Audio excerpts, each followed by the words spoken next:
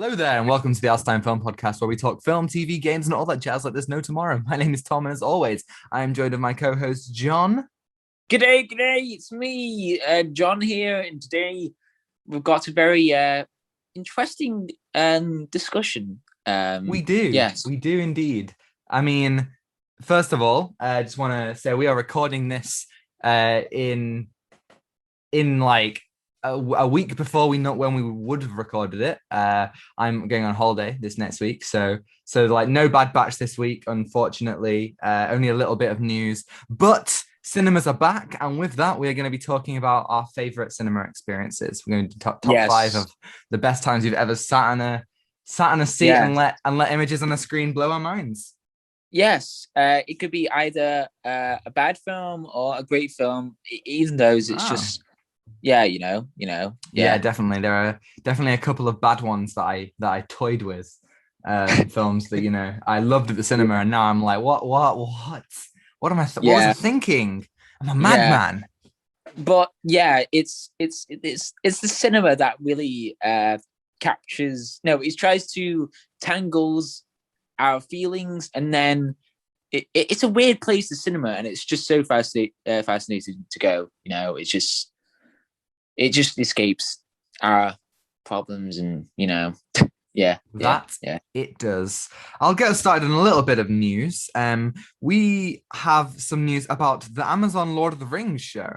So this show is going to have an insane budget of $500 million. Now, this is a statement. $1 billion? £1,000? A statement that they released is they said this is a full season of a huge world-building show. The number is a This number is This number is a sexy headline or a crazy headline that's fun to click on, but that's really what that is really building the infrastructure of what will sustain the whole series. So they are definitely spending a lot of money on what it seems kind of developing this show and this world, which I'm pretty sure is supposed to be coming out sometime this year. Now, we haven't spoken about Lord of the Rings in the pod in depth, but we've definitely touched upon it a couple of times. What are your thoughts about this show? I'm quite I don't know, because it's Amazon. Amazon does really good shows. I mean, like Invincible, that's true. The Boys, many others that I forgot. But in the past, we have the Holy Trilogy, Lord of the Rings, directed by Percy Jackson. Is it Percy Jackson? No, Percy Jackson. What? No, that's a trilogy I want to see. That would be really cool. No, Peter Jackson. Peter Jackson. There we go. Right, so Peter Jackson. I keep those names just get. There's so many Jackson. Like you got Henry Jackman. Hugh Jackman. Hugh Jackman. Yeah, Hugh Jackman. So I'm pretty looking forward. I'm not. I don't know. I'm a bit 50-50. I'm just like, really? I mean, there's the Holy Trilogy of Lord of the Rings. And of course, The Hobbit. Yeah, well, how are they going to top it? I guess that they already kind of tried, because they made The Hobbit, and I mean, I think most people agree that The Hobbit doesn't hold a candle to Lord of the Rings. Yeah, I mean, if you look at The Hobbit, it's a fabulous, it's a great story that is stretched from one book into 3 big films. Actually, recently I came across a fan edit that condenses the 3 films into 2 films, and yeah, I think I'll watch it sometime soon. It's by the same person who did the Clone Wars and Revenge of the Sith fan edit. And I do think that there's a lot of really good stuff in The Hobbit, and I think you could definitely improve upon it. That's and also I'm a bit worried, like, how are they going to do it with like a TV show? Because I mean, that's good, but The Hobbit, I mean, that Lord of the Rings, it's 3 hours long, and if you want to watch the whole thing, it's 11 hours. So so I wonder the characters as well. How are they gonna, like, are they gonna go from the book, or is it gonna be on from the films? Well, as I believe it, this is a show set thousands of years before Lord of the Rings. I think Oh, it's supposed to be like a prequel about the second age of Middle Earth. So what they're going to be taking from the oh, I didn't know appendices. that. Yeah, it's going to be taking from like all of Tolkien's notes and like his other published works to kind of tell a story, before Oh, the main stories that we know. oh, I thought it was just like another copy, like No, no, like I think now I'm not sure exactly, but I think that the idea is that it's in the same continuity as the films. That it will be there because they're going to be shooting in New Zealand. oh right, I okay. don't know whether they will use the same sets, the same, I don't know if they'll use any of the same actors because they've cast young versions of some characters. But they could be, bringing back Howard Shore to do the music, various things Oh, like that. if he The, does, I'm ooh, glad. I'll ooh, be very happy ooh, because I Howard do love Shore him. does a masterworks of. Let He me do, tell you I that mean, there's a song that I really love. It's when Frodo meets I forgot her name. Like they go to Elven. I forgot the name. I haven't seen the Glad film for ages. Gladriel.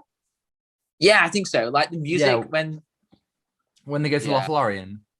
Oh yeah, Yeah. that was that music, man. Honestly, he provided some amazing stuff. If you've seen our best scores episode, we do a little bit of gushing about Howard Shore and the Lord of the Rings films. I just Oh, see. I think a lot of the reason why The Hobbit wasn't as good was because I think Peter Jackson was tired.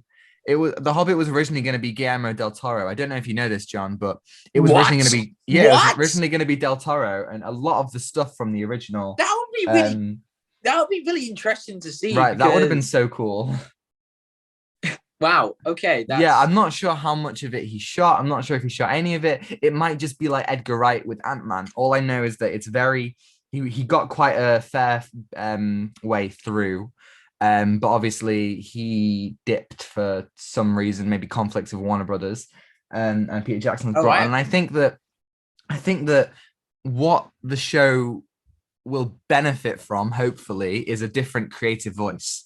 At the Oh moment, the yeah, Middle good, Earth yeah. saga is very much kind of Peter Jackson's baby. Mm, yeah. Um, I'm sorry, I'm eating an apple because I want to be healthy. He's a healthy boy. So yeah, healthy boy. Apples are good. They So are indeed. it's going to be really interesting to see how they're going to do like a backstory or like a prologue to Lord of the Rings, and hopefully don't really mess up with like with Tolkien's work because it's it's really magical to see like Tolkien's work and like if you read like his dictionary, like there's a lot of characters and lots of places that he created. Like I got the dictionary called Tolkien's Dictionary. It's just Yes, amazing to I read. I I remember I had that. Well, I took it out of the library in like year seven or something at high school, and I remember seeing there are loads of things from The Hobbit that they took directly from his, Azog the Defiler. He is like just plucked straight out of Tolkien's notes. But I feel like they could do loads of cool things with it with this show, as long as it's instead of it being like The Hobbit, where they add it to a pre-existing story, they Yeah. do what it. I mean, have you played Shadow of Mordor or Shadow of War? Um, I have played a lot of Shadow of Mordor. I think. Yeah, I think Right. so. So those games are, I don't know if they're can be considered canon, but they work alongside um Lord of the Rings, especially. And I think it's a super, super cool concept, having Mordor being built up just before Sauron fully emerges, like coming back to power, seeing the dark forces kind of like rise and the fall of Cirith Ungol and stuff like that. I think that what I would love this show to do is do exactly what Shadow of Mordor did, you know, build upon things, show us places that we know, in the past, and don't do the blatant setup that The Hobbit did. Yeah. Just, just keep it focused, while Hmm. still kind of building on what we already know. Yeah, yeah. Hmm. That'll be really interesting to see, but hopefully they don't mess things a lot with the story, so and the Yeah. characters as well. Yeah. I think the question at this point is it justifiable to spend $500 million on one TV show? I mean, that's a lot, you know? Yeah, like is it CGI or is it just I hope, I mean, I can only hope that it's practical stuff. I yeah. know that a lot of CGI is involved in Lord of the Rings, but I think Lord of the Rings is, especially when compared to The Hobbit, Lord of the Rings is so much better with all the The practical practical stuff. shots. Yes, Yeah. I saw on Twitter recently the original Azog that they were going to use wasn't CGI, was practical, and Oh, oh my god, looked amazing. Like are you looked kidding? no, Really? yeah, it looks so much better than what they had. Let me try and find an image for you, and I'll send it your way. Hmm. Oh my god, he looks so cool. Let me get I him. remember. Yeah, Yeah, I remember. Yeah, character. I remember now. Yeah. yeah. So Azog was, he was definitely CGI, and but what they originally had, I've just sent it you now. It looks so much cooler, and Oh my god, right, that's amazing. like those prosthetics, and he and that orc, they ended up using that design, and he's in one of the films. I think he briefly shows up in Desolation of Smaug, Yeah, he does. um, I or kind of may remember. or Yeah. yeah, or maybe it's Battle of the Five Armies, whichever one it is. Um, I hope that the show takes more that worked from Lord of the Rings and learn their lesson from The Hobbit. It's been oh my god, it's been like it's been 7 years since Battle of the Five Armies came out. I want to say it was 2014. Oh, kind of feel it does. Battlefield Armies. Yeah, maybe 2014. Yeah, yeah, yeah. Yeah. I think it's been enough to yeah 2014. It's been enough time to kind of learn their lesson, and develop. Yeah. I mean, the films, the Hobbit trilogy is a very good trilogy. Mm. But I wish there was some stuff that could have. I don't know. They're really good. I mean, I loved it when I was a kid. I haven't seen it in years, and I'm a little bit scared to watch it because I used to love it so much, you know? Oh, I remember I was so excited for Battle of the Five Armies Oh, me because too. it was just like the trailer and everything, Oh, and the it was a very good trailer. film. And Oh, the trailer. they brought back Billy Boyd, who plays Pippin, to sing Edge of Night from Oh, Return of the King. Oh, that was such a good trailer. I remember yeah. when it dropped, I was staying in a house in Scotland with some of my family, and this house had really, really bad Wi-Fi. So I had to wait for YouTube videos to fully load, the gray bar. I had to wait for it to go like all the way, and it would go like one chunk every minute. So I had to wait like 3 hours just to watch this 2 minute trailer. I remember watching Oh, it, being absolutely blown away, and then I watched it again and again, just on a loop every 3 hours, is watching it again. And let me tell you, I used to love that film. oh man, like there was so much hype for it. I remember there was a Oh lot. yes, there was. Yeah, yeah. And I was saw it and I was like, wow, this is really good. Hey, well, when it Um, came out, it was my favorite of the trilogy. oh yeah, I remember. I remember kind of you saying that a bit. I don't Mm, know, just it's a back in my head. Yeah, yeah, it's gonna be interesting to see what Amazon's trying to do with a lot of money. with a whole boatload of money. I guess they have it though, don't they? Amazon is a very wealthy place. Yeah. Um, But yeah, the next thing I want to talk about is we are actually getting a Rick and Morty spin-off, right?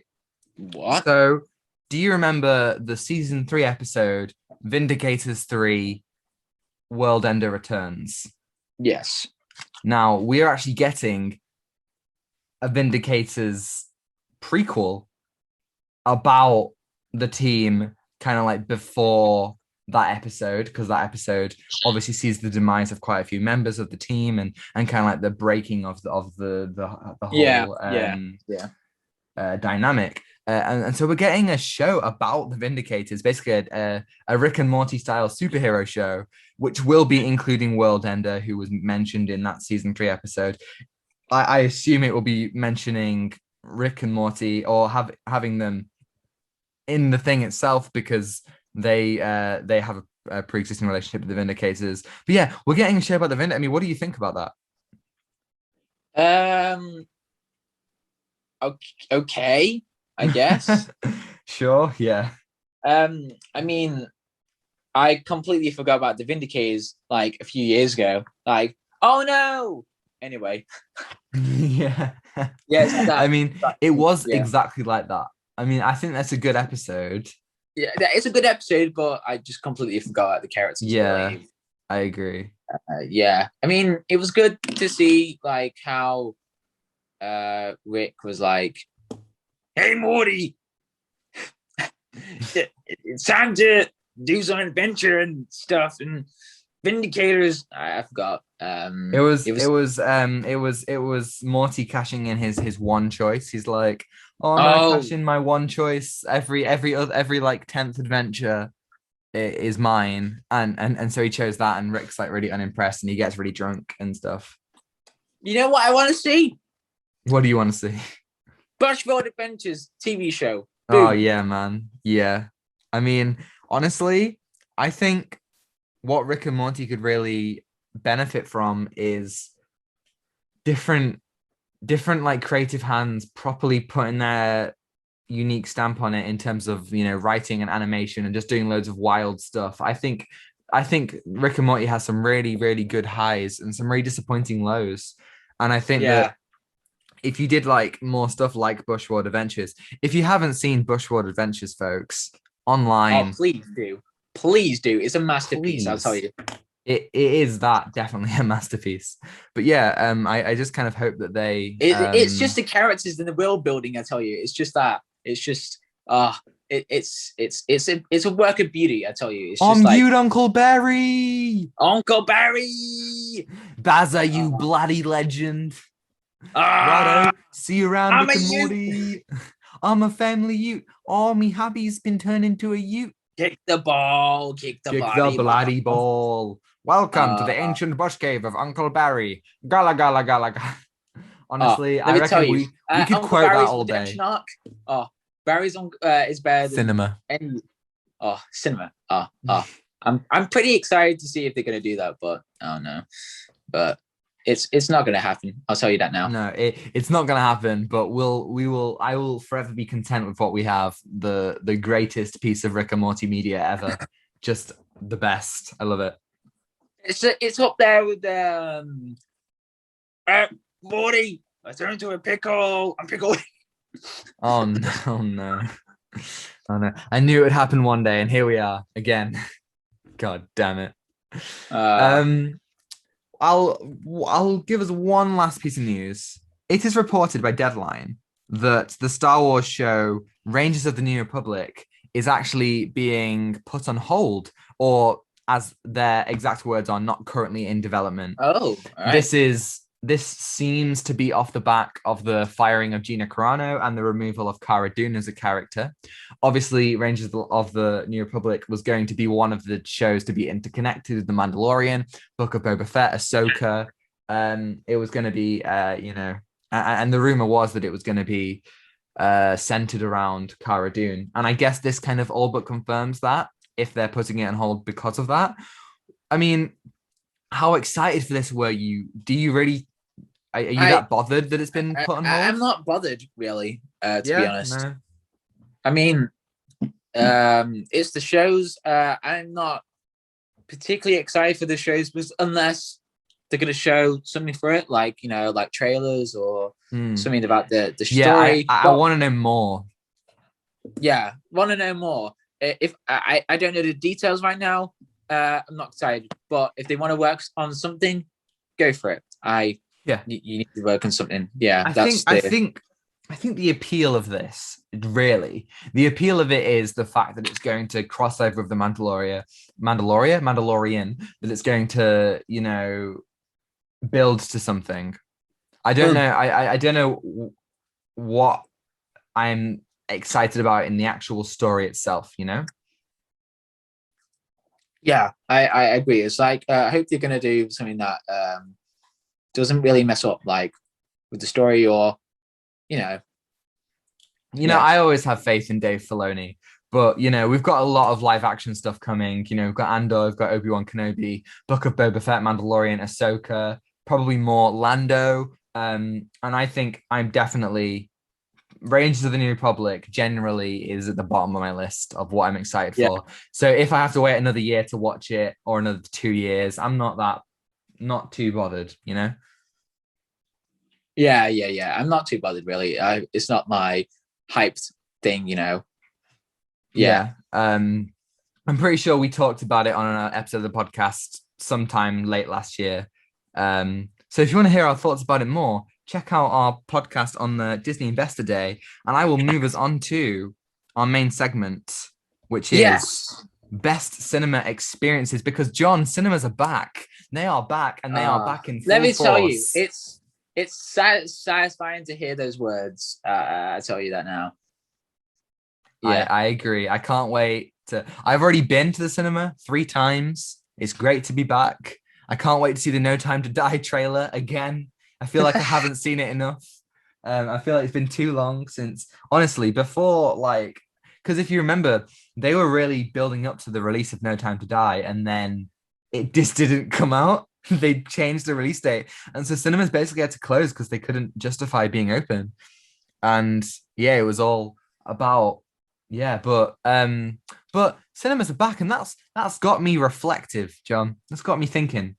What Oh, that's good. what were our top 5 best cinema experiences? So mine's an usual list. You tell you that now. So Ooh, okay. Well, I'll let you kick it off. Tell me your number 5.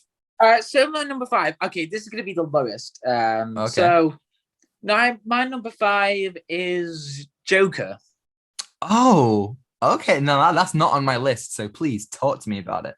So We were I we had to were in think the about same like, cinema for this one. yeah, we were in the same one, apparently. Like, it was so okay. So, like, if you haven't seen the film, listen, viewers, or Yeah, anyone out it's there, safe to assume spoilers for everything we talk about. So yeah, just it's warning. a so Joker. If you don't know the story, it's a very dark story. It follows Arthur Fleck, and it's like the origin story for the Joker, but in a very 80s take. You know what I mean? Yeah, Very, yeah, very, very 80s Scorsese, Taxi Driver, King of Comedy. yeah. A lot of Oh, influences yeah, King there. of Comedies. Yeah, that's the film. Yeah. Yeah.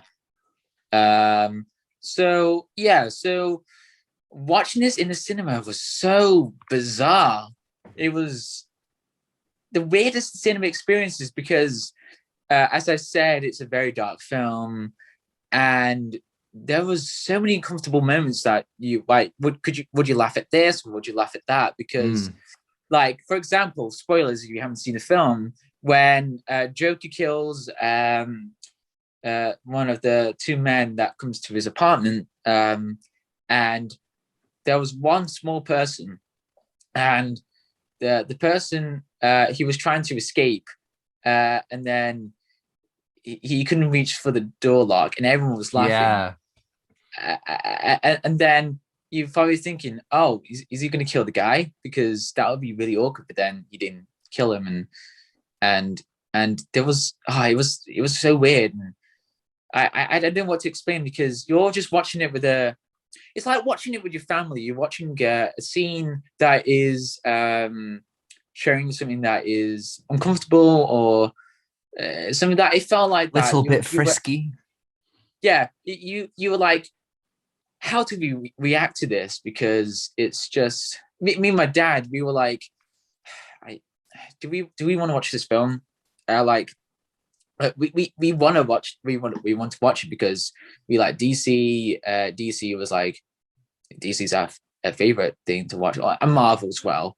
And seeing that because we thought, oh, this is going to be like a backstory of Joker, and then we thought we're going to be like this, but no, it was way darker, and it was like it was about mental health, and it was just yeah.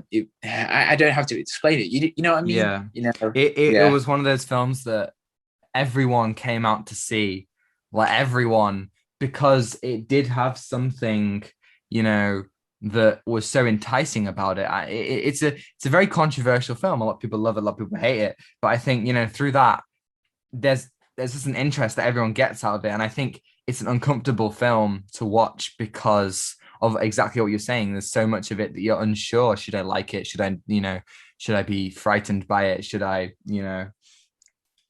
be sad? Or all these different emotions kind of happening at the same time. And it has redefined a lot of this kind of nature. Obviously, off the back of this, DC are considering so many different films of the same nature, like doing like a Lex Luthor film in this similar style. Like Yeah. it's not quite like The Dark Knight in terms of like redefining the genre, but it has redefined corners of the genre, the way that the R-rated DC films operate. And this is this film proved 2018. I think this film came out in. Yeah, Was it 2018? 2019. No, 2019. Sorry, it was one of the films that proved. I'm so sorry. One of the films that proved that DC should, let their creators do, give them free reign. I feel like releasing Aquaman, Shazam, and Joker, DC realized, oh yeah, we can actually, good stuff can happen if we let our creators do what they want to do. Yeah, and it's a very interesting way of how the director really intended to do with this film, and it's a very, very serious take. So, yeah, Awesome. So, yeah, what's your fifth? So my number 5 is Star Wars Episode 8: The Last Jedi. Oh, right, okay. Now, first of all, I know that a lot of people don't like Last Jedi. Okay, leave your comments, please. But I want to make it very clear I love it. All right, so yes, you can dislike this podcast straight away. Now, I've seen so many Star Wars films at the cinema. All of the ones as Disney. I've seen Empire Strikes Back, Phantom Menace, The Clone Wars, all on the big screen. But the reason why this one in particular stood out to me was because it made me individually question what I thought of Star Wars. At this point, Force Awakens had come on. It was exactly what I knew Star Wars to be. It was what I loved about Star Wars. Same about Rogue One. None of them offended me in any way. None of them challenged me in any way. And then when Last Jedi came on, first of all, I wanted to say a friend of mine had spoiled a lot of this film to me, told me that Luke dies, that his Force ghost comes back and kills people, that Kylo Ren cuts Snoke in half, that Yoda's in it. He told me everything. So I wasn't. That is just terrible. I'll tell you that. Yeah, it was. It honestly, it gave me a lifelong hatred of spoilers, especially from him. He loves spoiling things for me. Yeah. And honestly, I didn't believe him. It was so radical that I was like, no way is that what happens. And I think I was so surprised by everything that when I first watched it, I was like in shock. I remember my mum saying to me, what did you think at the end? And I was sat there and I was like, I don't know. This is so weird. And I saw it twice after that. And I think what's so good is that it made me question, all these different things, about war being good or bad, the nature of heroes and villains. It really made me ponder the gray side of Star Wars. And I think that's so good. It gave me a whole new different understanding about the saga as a whole. Maybe every time I go back, I think about it in different ways. And especially at the point where it came out, this is 2017. So I was 14 years old looking at it and it's like the curtain's been peeled back, like someone's opened my eyes to this new world. And I know that it does things that people do not like. But for me, this film gave me such a unique perspective that it changed how I see Star Wars in general. And yet there are still moments that I would call major crowd pleasers. The whole finale for me is one of my favorite sequences in Star Wars. Everything from when Luke comes onto Crate, I think is absolutely wonderful. And it gets me so emotional. I think Rian Johnson gave Star Wars reinvigorated it, but gave some of the most iconic moments, some of the most classic moments. Yoda's speech to Luke, so many of these things that just encapsulate my experiences. And seeing in the cinema is just one of the things that I just never forget. I was gonna my number five was going to be The Rise of Skywalker because I loved that when I Oh saw it. no. I saw Oh it. I no. saw it on a midnight showing. I saw it 5 times in 4 days. No, 4 times in 5 days. And I loved it. But obviously, since then, I don't like it quite as much. So my experience in retrospect in retrospect isn't quite as good. But Last Jedi, I still love it. Not everything. Some stuff I don't like, but I love most of it. And that experience is one that shaped me. As Star Wars shaped me, it continued shaping me, even as the films progressed. Yeah. Like when I first saw the film, I had mixed feelings about it, but now I Mm. actually like the film. The fact the film's really You good. watched it. You watched it on the BFI, didn't you? The biggest screen in England. Yeah, yeah, that was a different experience because it was bigger, and I enjoyed it. It was a great time, even though I knew what happened, and I thought, wow, this is a really good film. So yeah, so yeah, Yeah, so definitely. So what's your number four? my number four is Infinity War. Ooh, okay. Infinity War is on my list. Should we talk So about that? we'll wait until I get it on my list. Oh, But okay. my number four is Endgame. Oh, Endgame's on my list as well. Okay, go your number three. Tell me your number three. What's my number three? My number three. Oh, Dunkirk. Ooh, nice. Right, I never saw Dunkirk at the cinema, so please tell Right. me about it. So, have you seen this film? I have seen it, but I haven't seen it at the cinema. Okay. So, um, yeah, watching Dunkirk on the cinema is a totally different experience. Like if you're watching it on the small screen, and it's a very interesting. Like it's not superior as 1917 because this one's all about time conventions. Because Yes. that Nolan loves to play with time, and like you've seen that in Memento, Inception, and Interstellar, because he loves it so much. He really Yeah, does. yeah. So Dunkirk. So this is a very different one because the sound design is a very interesting sound design. So yeah. So like You're right. yeah, I'm just trying to think about the film because I haven't seen it for a Hmm. while. So so I thought you'd been distracted by the rain. Have you seen it outside? yeah, the rain. I saw it as well. All those moments where we lost like tears in rain. Time to die. Did a That's reference. You did a reference. oh, thank you, man.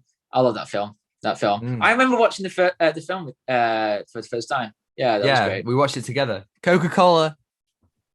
Ah, yeah, People at yeah, home must think that we are crazy, but then again, yeah, we are, so it's fine. yeah. So let me get back to the Dunkirk. So Yes, sorry. the sound design was very loud and it just felt like you're like in Dunkirk. And it was very helpful to me when I was doing history. So yeah, Mm. yeah. So I didn't realize the situation in Dunkirk was that bad. And it completely immersed you into the like where like it created that sense of feeling. But then with the time conventions, it was like a bit confusing, but like, oh right, this is how Nolan's doing it, and it's very fun to like to pick up the pieces. So yeah, so I really like that. So like my dad was like, whoa, this is a very interesting way that Nolan tried to do this, or like with the sound design, it just felt very intense. Not as intense as 1917 because 1917, oof, that's yeah, that's a thing that I'll be talking in a bit. So yeah, Me too. yeah, me too, man. Yeah, and so with like 1917, it was a very but with Dunkirk, it's like the phenomenal acting I really liked in the film, and it was again, it was very loud. and I liked it. So Yeah, yeah, there's a real scope to Dunkirk. Each different plot line builds the tension slowly. yeah, And through that you get an experience that is very kind of nerve-wracking, like the ticking in the yeah, score, with the all music. stuff like that.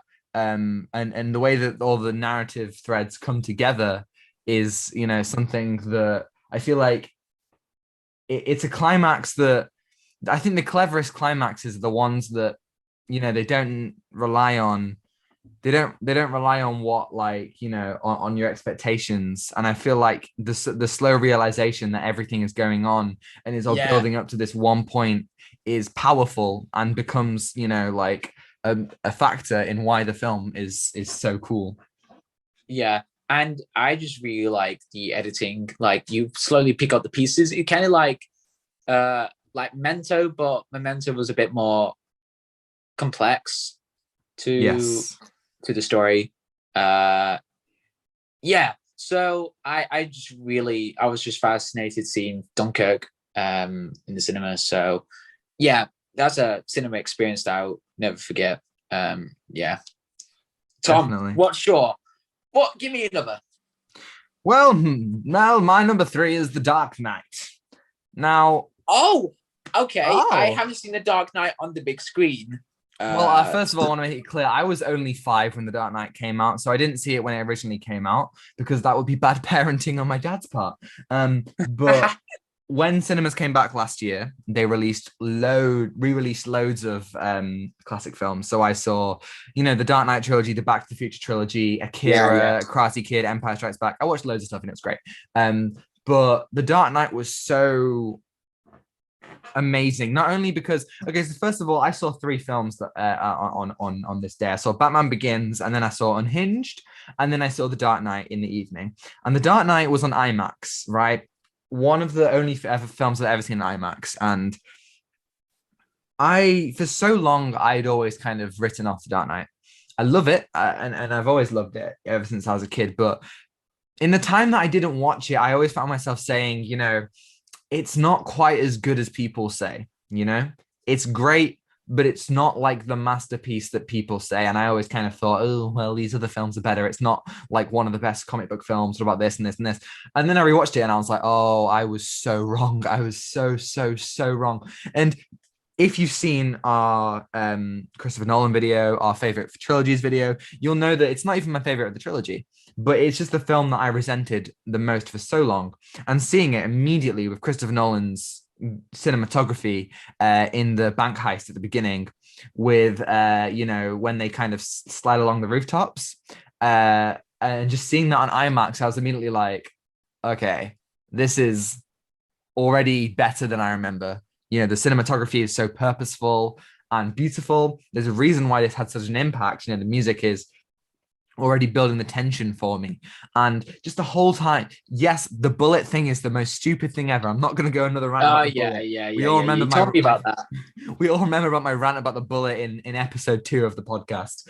But, this film had such power. Everything hit so much harder than it ever has before on the big screen, on the IMAX screen, and everything came together. As I said, the amazing cinematography, the beautiful performances that really go alongside this tragic, so tragic story. And climaxing with, it's not necessarily an action heavy climax, but when Batman starts to run at the end, when and Jim Gordon's Oh, giving his speech, oh and yeah. Hans Zimmer starts going no no no no no no no no no, like, honestly, like the moment that you see the Dark Knight on the screen, the moment just go dun dun dun, like just seeing that on the big screen, just being like, okay, I was so wrong. I love the Dark Knight. I love Christopher Nolan. I love the Dark Knight trilogy. This is amazing. Like, it just reinstalled my faith in this trilogy and in just this series. And I just can't comprehend how much I loved it Yeah. and how much of a transformative experience, in a similar way to how The Last Jedi made me think differently about Star Wars. The Dark Knight just reminded me that, yeah, people are totally right and it is amazing. And I can't wait to watch it again. And I say, if it ever comes back at the cinema, I will be first in line to watch it. And I say anyone should watch it. I just think films, you never get better experience than watching a film, that you already love at the cinema. I think it's wonderful. I think it's absolutely wonderful. And yeah, so absolutely transformative. What's your number two? Um, I okay. I just remember the film that I. Okay, so I already got the Oh, list, but okay. So my oh, number two is what's my number two? Okay, my number two is Endgame. So okay. Well, that was my number uh, four. So do you want to talk about Endgame? yeah, let's talk about Endgame. All Yeah, right, tell yeah. me about Endgame. Okay, I want to so first of all point out that Endgame was your favorite film of all time when okay, it came okay, out. Remember okay, that? okay. Yes, ladies and gents, you heard it. John Featherstone. He. um, okay, he back in 2019 when I did my GCSEs. And I remember was like watching the trailers and I was just like, wow, this is going to be the best film of all time. Oh my God. So you were shilling it so hard. yeah, man, I was just like, hey, this is the best. Oh my God, the cinematography, the score. Hey, Zack Snyder, you suck. No, I didn't actually say that. But yeah. Okay, so when I first saw it, I was just amazed because it was the audience that really made the cinema experience so amazing. Like when Thor, when no, when Captain America got Thor's hammer, like Ooh.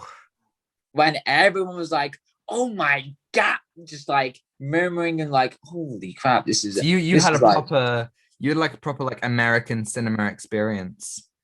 Yeah, like in America, it's like, Yeah, "Woo, for, yeah!" for those of you who don't know, in the UK, it's not like that at all. People just It's kind of like, sit there and just like, it's like, okay, yes, cinema. yeah, but like it was so different, like with everything that's going on, like with the cinema. Like in Britain, it's just like, yes, yes, yes, clapping, yes, hot tea, yes, Well, yes, yes, yes, didn't people in your cinema clap at the end? yes, Wow. yes. We are very, yeah, Very, very excited, it seems. yeah. So, yeah, there was a lot of stuff that made the series experience like uh watching it on the big screen was really cool, but time has passed, uh, and the film is overrated. So Mm. very, very overrated. So yeah. So what if you're watching it with like with your dad, with your with your friends? It's a truly magical experience. Like if you've been watching Marvel for a long time, like if it's your childhood, or something like that, it's quite it's really good. Yeah, it's just yeah, Yeah, I experience. agree. Yeah, Marvel, well, not just Marvel, but the Avengers films are events. Avengers Assemble just changed the landscape of comic book films. We all know that. And I yeah. think, yes, when I came out of Endgame, I was still critical of it. I was like, what the hell were they up with Hulk? I did not like it as much as Infinity War. There were so many things I didn't like. However, those crowd pleasing moments Oh, are yeah. just, the fan service is done so well and so right.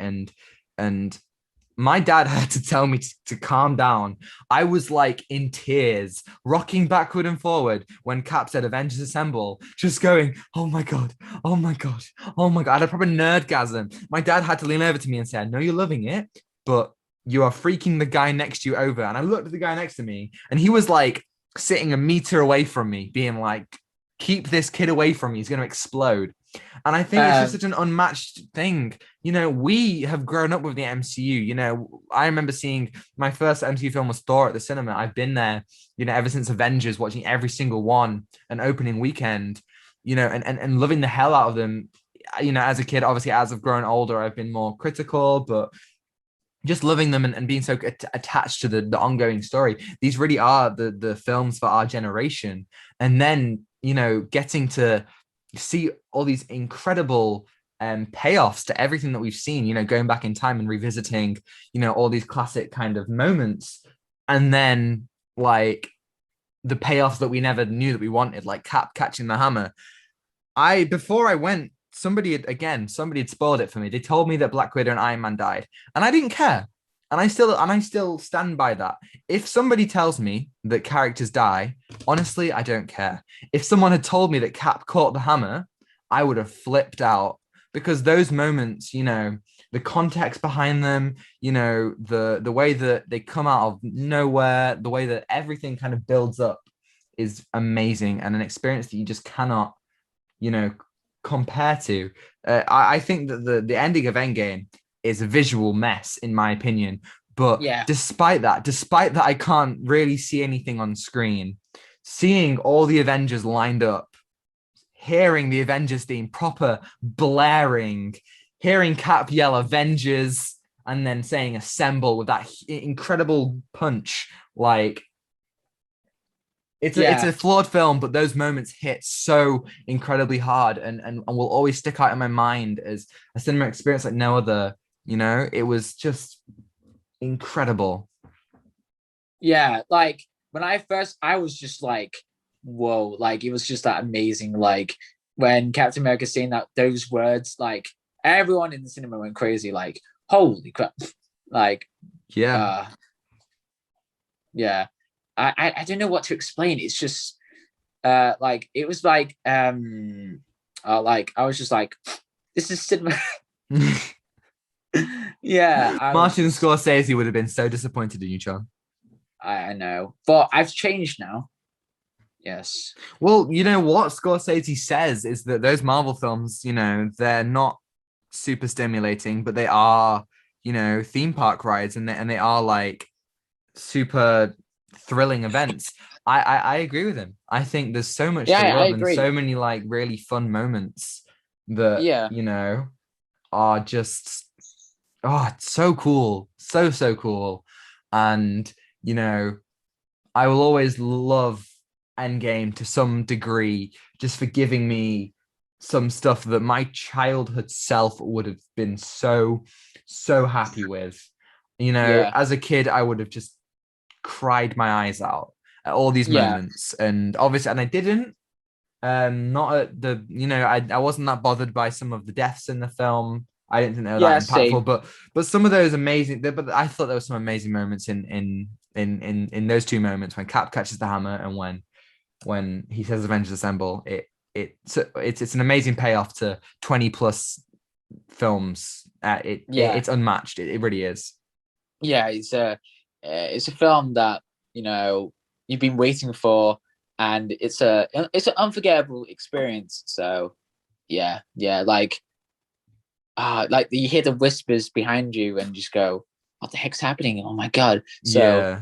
I really, that'll be really good. Like there's like a massive film series, or like to have, like the audience to engage and like laugh, or to like be shocked with the moments, or be like in awe. So Yeah, yeah. I have no idea how they are gonna, because obviously the MCU has got no plans of stopping. But whenever they reach the end of their next, I don't know, saga, we've had the Infinity Saga, whatever they decide to do next, whether it be Secret Wars, Secret Empire, Secret Invasion, Galactus or Doctor Doom, whatever they decide to do next, I have no idea how it's going to top Endgame in terms of scale and impact to the characters and payoffs. I think they have their work cut out for them, definitely. Yeah. And it's gonna be really hard to capture those moments, but it's really rare to have like those cinema experiences. It's really rare. So Definitely. We yeah. are very lucky indeed to have them. Yeah. So we got Infinity War next, because we haven't talked about that yet. Well, I assume your number one is 1917, right? Yes. Right, and my number one is Infinity War. So What? yeah, right. Yeah. What? I don't want to apologize. Infinity was a great film. What you want about? I What? still, What? I s- Wait. You're saying I'm. Uh, to be clear, 1917 is a better film. Of course it is. I'm not mad, but Infinity War was a better experience at the cinema, without a shadow of a doubt. I have to say. I'm really sorry, John. Have I offended you? no.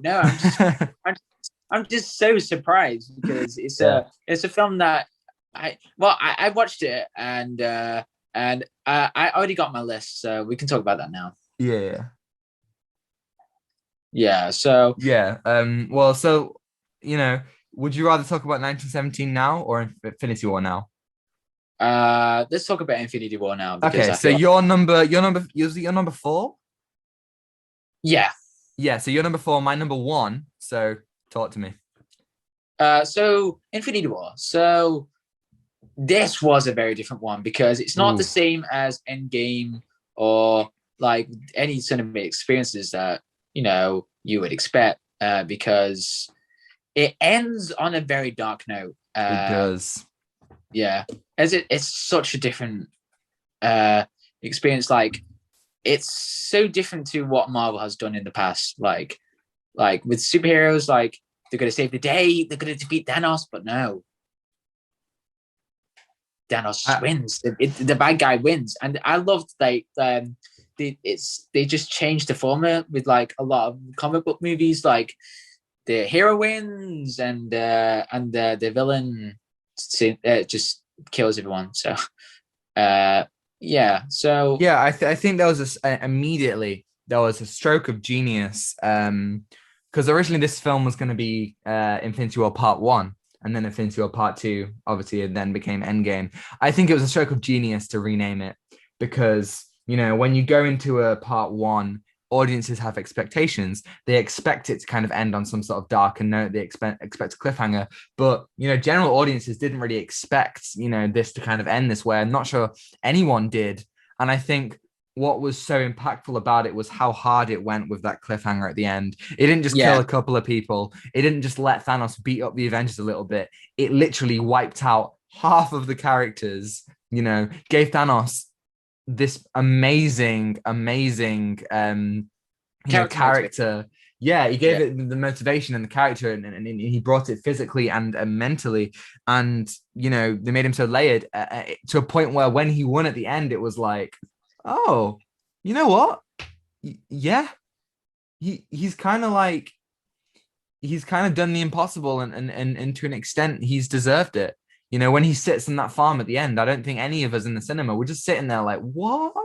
You yeah, were sit. like let Go me on, tell go you, on. Yeah. like when it closed off, like with the cinema, like saying Avengers Infinity War, like Dusty DeWay has just stood up, like what? What do you Yeah. mean? Yeah. Like No, you were sat like 3 rows in front of me. And I remember just looking down at you and you looked at me like, what's happening? like What's going on? we were so confused. Like Yeah. this, oh my god, it was like there was so many mind-blowing stuff in the film that like made the audience talk. Like Red Skull appeared. Oh my god, Yes. he appeared. And I turned to my dad, I was like, Dad, it's Red Skull. I'm like, I don't know what you're talking about, son, but watch the film. Yeah. I remember being like, oh my God, what? I never thought like the thing is, this film immediately kept on being like having payoffs and having huge moments. I think Endgame has so many amazing moments in the second half, but not much in the first half. Whereas Infinity War, immediately you get Thanos beating up Hulk, killing Loki and Heimdall with that amazing, Hulk just saying Thanos is coming, and then cut to the Avengers theme. The scene where Cap steps out of the shadows and you get the punch of the Avengers theme.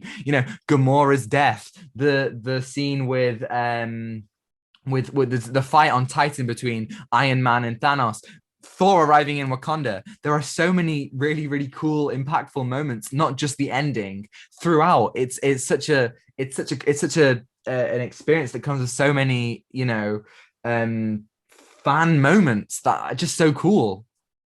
Yeah, like with the score, like the end of it, like when Thanos is sitting down, and like Oh, you're just like, oh my god, he actually did it. He wasn't joking. Yeah, man, and like just sitting down, and I was just slowly turned and was like, bruh, I mean, wow, honestly, I was, this film has such a huge task. You've got to balance all these different characters, introduce Thanos as a proper villain. I mean, yeah, he was in the other films, but we never really understood his motivation or anything like that.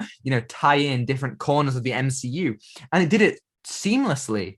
I mean, yeah, there are a yeah, couple of things that I would change, but I really can't complain because so much of it is so seamlessly done, so effortlessly done. I can only imagine what the film would have been like if Joss Whedon had directed it, like originally oh planned. I'm god, so if Joss I'm Whedon so directed glad it, the Russo brothers got to do it because they delivered something that was game changing for the MCU, and has really defined. I mean, arguably it's the peak of the MCU.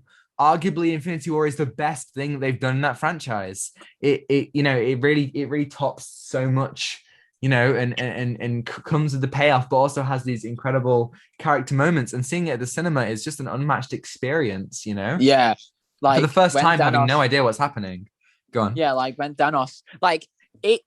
Okay, so we all knew that the Avengers were going to lose, like at the early start of the film. Like, oh no! But then when Thor came into Wakanda with that theme and like, So good. that was yeah, and it was like the most. It was a expectation subversion. Like, you should have gone for the head. Yeah. Honestly, That was like the genius of it is constantly tricking the audience. Like when Thanos stabs Tony, I was like, "Oh my god, this is it. Iron Man's gonna die," yeah, and he didn't. And constantly, making us think that everything's gonna be okay. And I think there's a genius stroke in there. So much in the film, whenever characters are in peril, they are saved until the end with this, beautiful climax where Thanos finally gets the stones and you're like, oh my God. But then Thor comes in, you're like, oh, it's going to be fine. And then it isn't. And then they double down on the fact that so many people are dying. It's wonderful. It really is. yeah. And it's again like with the end game, but this one is a different take, like a different formula to what they do, and it's a great villain. Thanos is just a great uh, villain on the screen, and you really understand his motivations. He And is. In little over 2 hours, they established what a lot of people would call the gold standard for villains in cinema or just in the superhero genre in general. To make an impact like that on a franchise that's already so established is so impressive. And I'm just really glad that it didn't fail because I don't like I, you know so many people love Endgame and I don't, and I'm really upset about that. I'd love to like it as much as other people do, despite loving it at the cinema. And I'm really happy that I can see why so many people love Infinity War. I'm really happy that I love it too. yeah, and yeah, it's just a very different cinema experience. Like with Thanos is like Josh Brolin's acting as Thanos is just that has that strong presence, and this is Thanos's movie, so yeah, yeah, mm, It really is. I mean, Endgame yeah, could never have topped it. I think they immediately set themselves up for failure.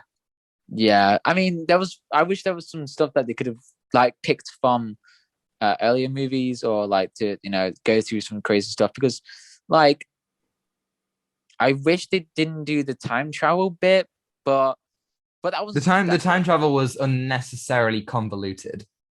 yeah, I wish there was like something that could be really uh so devastating. Like what if like Thanos really took over Earth, and like I wonder how. But and I didn't really like that. Wait, I wish there was like a way like not to have the Infinity Stones to snap again to bring back people. I wish there was like another way, like something like really smart, like Doctor Mm. Strange going back in time, or like Hey, to bring the time stone, maybe, or I don't. two words, right? Two words. Soul World. Exactly, Honestly, that would be really cool. they Oh, did it in the oh, comics. They set it up in Infinity War. That would have been great. or like Thanos, like saying, "I'm a farmer now." Do do do do do do do do do do. Like you see Thanos, He's just making those carrots. He's growing them and away. then and then oh, it would be really cool if someone like rewrote Endgame into a better version, like something that really impacts the past 10 years or 12 years. Yeah, I'd love to Of see it. I really would. like if it was like really weird or messed up. I mean, like with the Hulk. I mean, I wish there was some really cool Hulk moments. And Honestly, I thought I've always kind of been of the opinion that Infinity War should have been the first film, Endgame should have been the third film, and there should have been a film in the middle that explored, what life was like before this, oh, like oh, during, after the snap. I think that would have what would be been really great. cool? Like Thanos, What? like using the Infinity Gauntlet to bring back old villains. Oh yeah, man, that would have been great. Give me some Like more crossbones. like Ultron. Imagine like to make him a lot better. Ultron. Yeah, Uh, honestly, is it too much to ask to go bigger? Maybe, maybe not. maybe, but if your dreams are bigger, that scares you and that keeps you going. So yeah, yeah, Wow, Poetry John, everybody, he's back.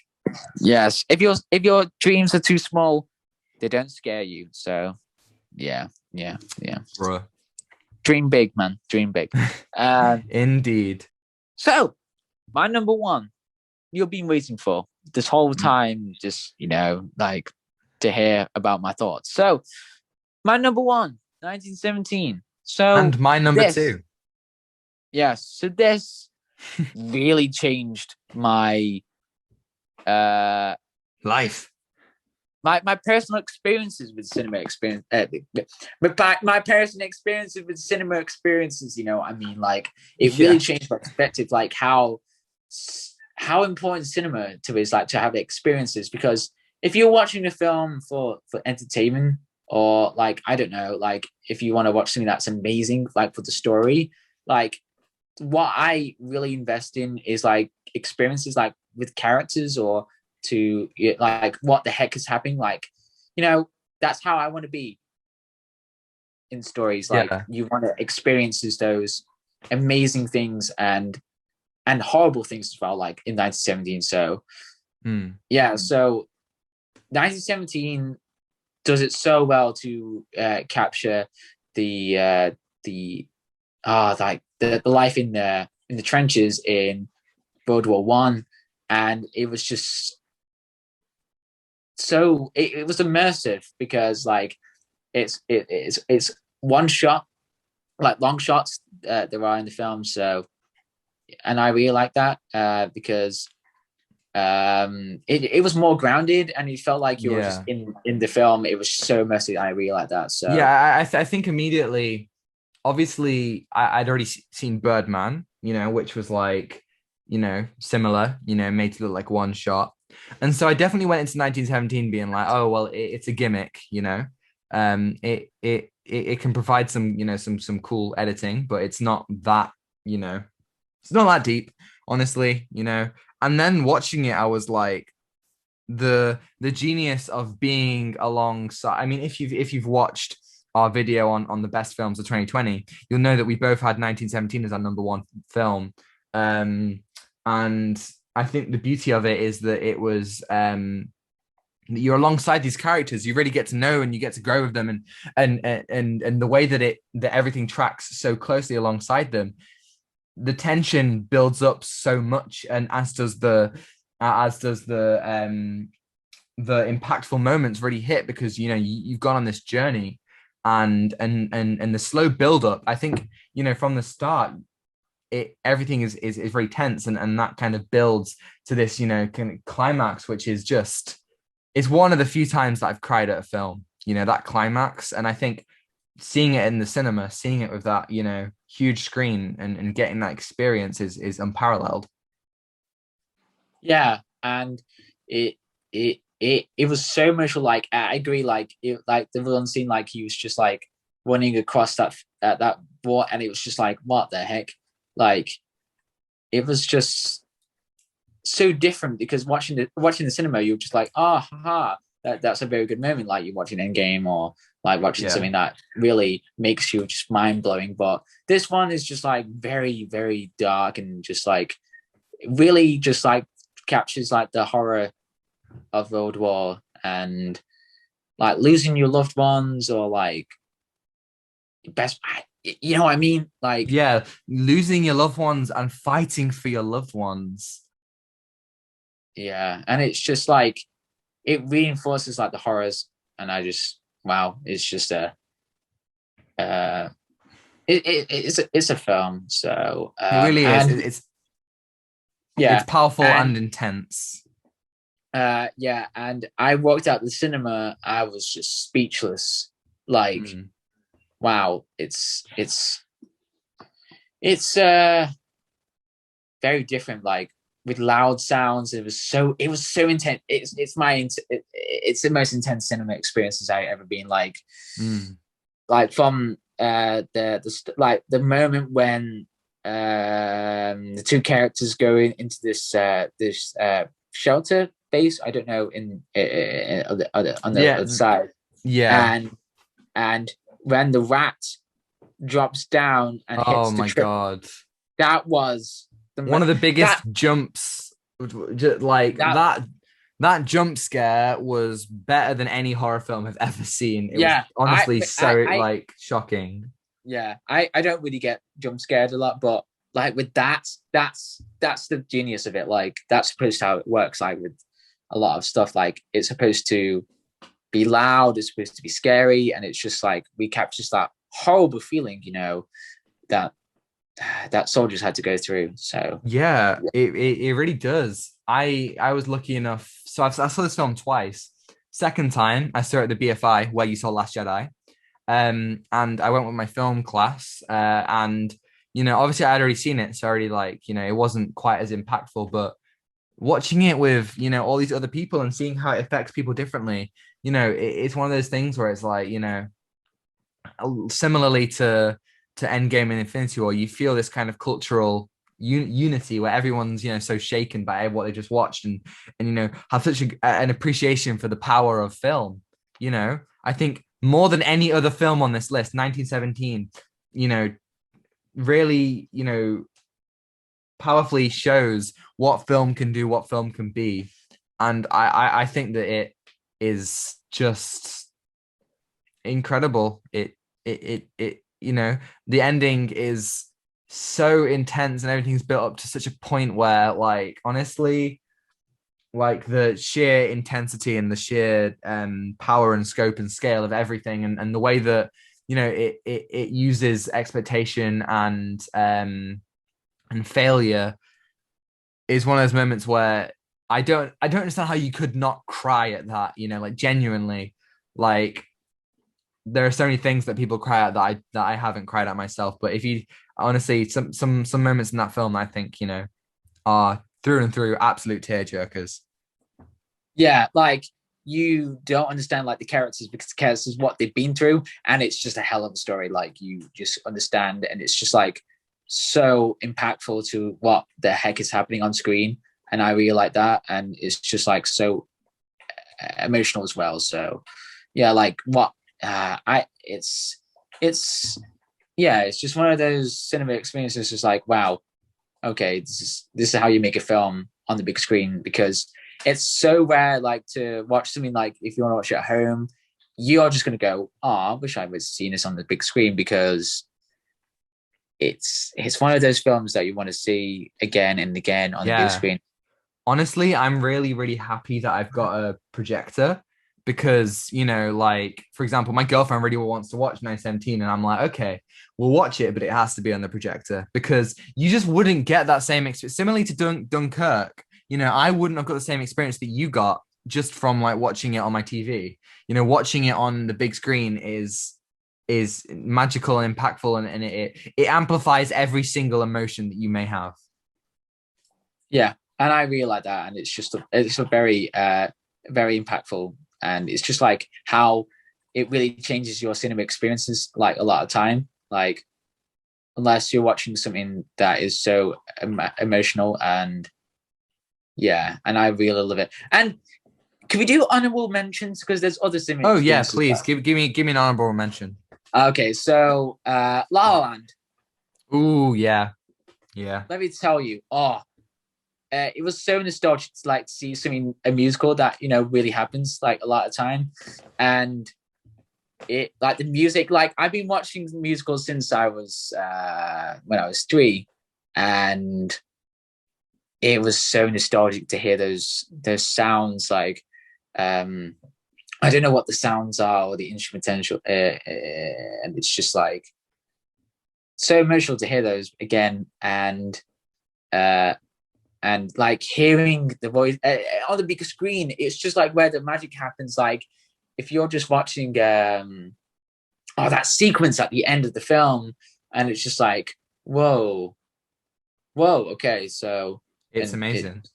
yeah, it's amazing. It's just like a film that you want to see it again on the big screen. And the most forgettable thing that I have seen is Blade Runner 2049 on the big screen. Oh yeah, That's that would have been great. that would be one of the best cinema experiences that I might have done, but no. Yeah, well, No. we weren't old enough. Not much you can do about that. I do want to, if I'm gonna give any honorable mention, now La La Land is my favorite musical, definitely, and Greatest Showman doesn't even hit close. But I will say Greatest Showman. Second time I watched it, having listened to the soundtrack loads and just having such a great experience, just singing along to all the music and the energy in the room. It was great. It really was. And I think the film is flawed in so many ways, so overrated, so overhyped. I'm Yeah. sick. I'm sick of a lot of it. I, But I that remember experience of you the cinema saying was so good. I remember you John, saying, John, "Oh don't my say it. god, Don't say it. Don't say oh it. my god, Don't this say is it. so much better than Don't. La La Land." I was No, like, we "Tom, all are make you high? mistakes. We What are all you make talking about, bro?" mistakes. We all make mistakes. You said that in the Endgame was the best film of all time. Okay, we all make mistakes, John. We all make mistakes. Yes, we do. We God. we all we all grow and learn our mistakes. So yeah, Failure is the greatest teacher. Last time is the Jedi. greatest. Yes, yeah. And I So think I just want to end this main segment by saying, last year there's a lot of talk about, the cinema dying and, films going onto streaming and stuff like that. No. So we need the cinema, right? The cinema is so important for film, There's nothing like having that cinema experience. It's unparalleled, unrivaled, getting to watch, especially those big event films, Infinity War, Endgame, Star Wars films, just loads of films. 917, Dark Knight, Dunkirk, all these films that we've mentioned. You need it. You need the cinema for that.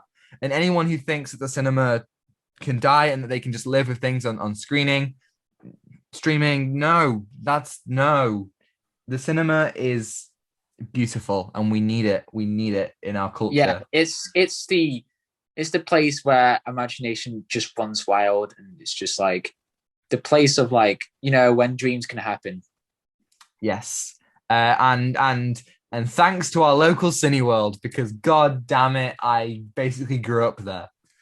Yeah, so Basically. it's like where I learned everything there, like from learning how to use the force to Yeah, like how I learned to speak at Cineworld. yeah, like you learned how to like make friends, or like with cinema, like or life, like films give you some films give you life important lessons. Like when I saw Secret Life of Walter Mitty, like Oh yeah. like that really thought about like how what was what want to do in life. So yeah, yeah, Brilliant. yeah. So So we'll roll out. Let's do a little bit of viewing. You wanted to talk about Infinite Crisis? so I started it. um yeah, so there's a lot to talk about Infinite Crisis. Right, so this is written by Jeff Johns, Okay. Infinite Crisis, and it covers a lot through and it links back to other to the first crisis, to the first ever crisis on Infinite Earths. Yes. And to this one, it's where so it's after Crisis on Infinite Earths, and it so the story is there's four people that are stuck into this crisis thing. I don't know how to explain it. And it's much better described on Amazon. So Infinite Crisis, because the blurb on the back was like, I don't know how to I explain it to you, see. mate. Yeah, So I've read Crisis on Infinite Earths, but I haven't read Infinite Crisis. so four heroes trapped in limbo since the original Crisis on Infinite Earths are about to reveal themselves. One is dying. One wants to save her and restore an entire world that vanished, and the other two seek unraveled power. The plan they concoct is literally earth-shattering. Get it? And the world's greatest superheroes uh, may may not be enough to stop their attempt to alter the very nature of reality. So this, again, I said it's written by Jeff Johns, and Batman is like, if you read the first Crisis, Batman is just like standing there, just like, "Hey guys, yeah." So, Oh yeah, he's barely in it. yeah, he's barely in it. Like when he meets Flash, like when he's about to die, and this one's a bit more catastrophic because, and yeah, and I don't know what to describe it, but there's a lot of returning characters that you see, and I really like it. So it helps me to understand more about more of the story, and I really love Crisis on Infinite Earths because that one was like very devastating, like with all of the characters that died, and I really like Infinite Crisis that it was a bit more brutal, and it goes through a lot of stuff as well. But I don't want to spoil it too much, but it's just like a lot of returning characters. Like, oh right, okay, that's interesting. Especially there's one character that really returned, and I didn't expect this particular character to come back. So yeah, and it just works really well because I'm just like, wow, I'm just a massive fan of it. But yeah, so did you like Infinite Crisis on Infinite Crisis? Infinite Crisis and Infinite Worlds and Earths. Yeah, I did. I definitely thought it was a lot. It was like it's like a Bible of like so many different kind of like characters and everything coming together. It was insane. And I read it for Crisis and Infinite Earths, the Arrow crossover, and it was, yeah, I really enjoyed it. I think I would have liked focus on some particular characters more, like Batman, but I did like it. Yeah. Yeah. Would you recommend Infinite Crisis? Yeah, Ah, I would recommend it. So good. yeah, it's good. I wish there was more stuff, but it's quite insane, the story. So yeah, but I'm really excited to read Final Crisis. So that is written by none other than what's his name? Oh, I forgot his name. Jim Starlin. No, actually, this is written by Grant Morrison. Oh, that's cool. Yeah, so Grant Love a bit of Morrison, you Grant might have heard of him. Martha You Grant Morrison, you might have heard of him like when he did those massive books of like Batman, like the I might have heard about him. Yeah, maybe once or twice. yeah, because like his stories apparently are amazing. So yeah, so I'm looking forward to read that. Yeah. Brilliant. Tom? Well, I obviously cinemas are back, so I went to I'll just give like, I don't want to like talk about these things too much because not really much to talk about. But I went to cinema this week. I watched Raya and the Last Dragon, which we'll be talking about next week on the podcast. So when it comes out on Disney Plus, so you can watch it on Disney Plus. I also watched Woo! I also watched Those Who Wish Me Dead, which is a film starring Angelina Jolie about a firefighter who's like and like her and like colleagues who are getting hunted kind of and that was fine. It was a very kind of like light and easy to swallow kind of like bit of like action, nothing really too special. And then I watched My New York Year, which is kind of about like authors and trying to like be an aspiring thing in New York. It wasn't like it wasn't necessarily coming back to cinema with a bang, but it's good to be back. I'll say that much. It's good to come back, and I'm excited for all the things coming up. Honestly, I'll roll this out into our outro actually. We've got so much coming to cinemas and coming up on the pod. We've got Yeah. as I say, Raya and the Last Dragon next week. Week after that, it's Loki. Week after that, we've got Luca, and then Fast 9, Black Widow, Space Jam 2, and then the Suicide Squad. There's loads of stuff coming out. It's gonna be great. And yeah, thank you everyone for watching. As always, if you enjoyed, leave a like, subscribe if you want to see more. We just did Army of the Dead last week, and as I say, Raya and the Last Dragon next week, and we are doing Bad Batch reviews. We'll do 2 next week because we missed one this week because we're recording ahead of time. As always, if you want to email us or get in touch in any way, you can email us at alsteinfilmpod@gmail.com or follow or contact us at Twitter or Instagram at alsteinfilmpod. I'm Tom the Birdman on Twitter.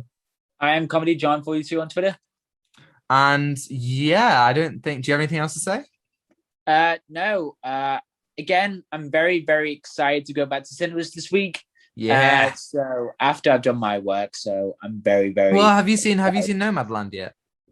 No, actually, I'm gonna watch that. That's the cinema. I watched it on Disney Plus. But yeah, I definitely say that's worth watching. The Nomadland and Judas and the Black Messiah definitely worth watching at the cinema. Okay, yeah, I'm excited to watch that as well. So yeah. Amazing. Yeah. So, all right, yeah, that's John, it you for forgot. me. You forgot to say your thing. The thing you say every time. You've got to say it. What bat and bat and bat? No, you got to. Yes. I didn't hear you. I didn't hear you. I didn't hear you. You got to say stay safe. Oh, stay safe and where you. Please be safe, everyone. Please. Bats. I'm sorry. God. Bat has controlled over me. Right. So that's it. Yeah. Please stay safe. And enjoy watching the cinemas. Yeah. Yes. Yeah. Have fun, everyone. And without further ado, take what you're given. Get nothing back. Goodbye. Goodbye.